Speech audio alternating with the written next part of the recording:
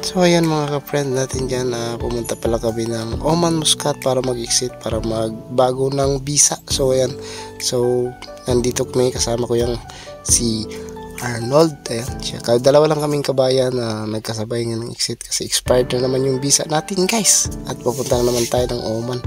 So ayan, at nandyan kami sa loob at pila-pila kami habang naghahantay kami ng aming time, at tumitingin-tingin kami. Nagpa-cute pa ang aking friend.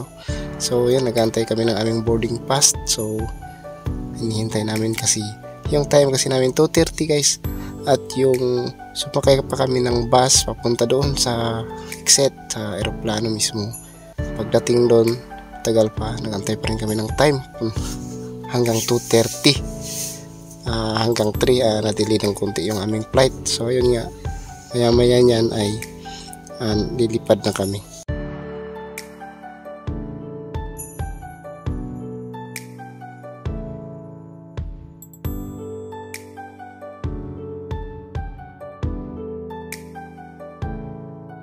So ayan na nga guys, ayan na, nag-hintay na kaming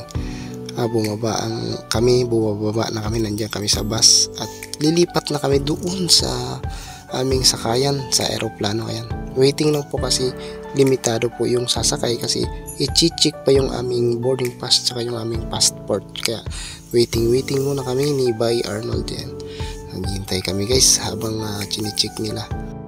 Ayan na guys, kami naman yung batch na papunta na kami ng eroplano, at hinahanapin na namin yung aming mga number ng aming upuan. Ayan, si Bay Arnold na naman yung nauna at ako yung nasa hulihan guys. Ayan, napakalaki ng Fly Dubai, yun yung aming airplane na sasakyan papuntang Oman Muscat. Ayan, so napakaganda guys ng loob, at bukod dyan napakaganda ng mga stewardess dyan sa loob guys. At syempre wala na kaming kain-kain dyan guys. Dyan ako nakaramdam ng gutom kasi mula umaga hindi ako kumain ng kanin.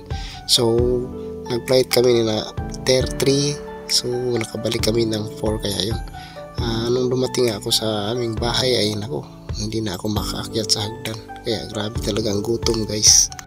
So ayan na nga dyan mga ka-friend natin, ay nakahanap na ni Bay Arnold yung kanyang upuan.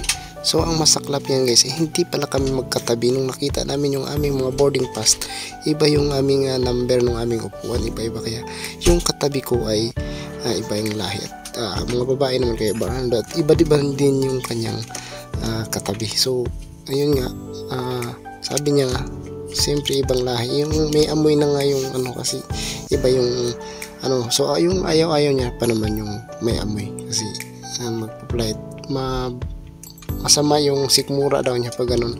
So ayun guys, so wala, no choice tayo, kaya hindi naman sa atin yung eroplano. So stay tayo at mag-behave.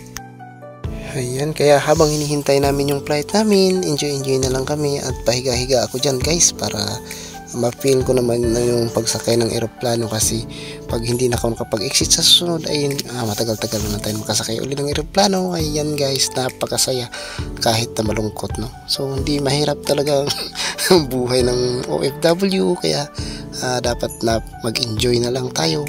So yan guys, napaka gwapo ko dyan minsan.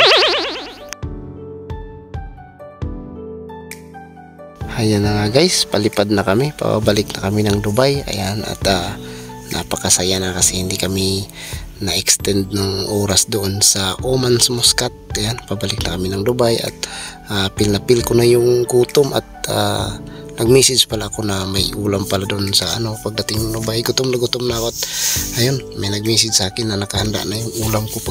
At hanggang dito na lang guys, at muli sa inyong lahat, I love you all.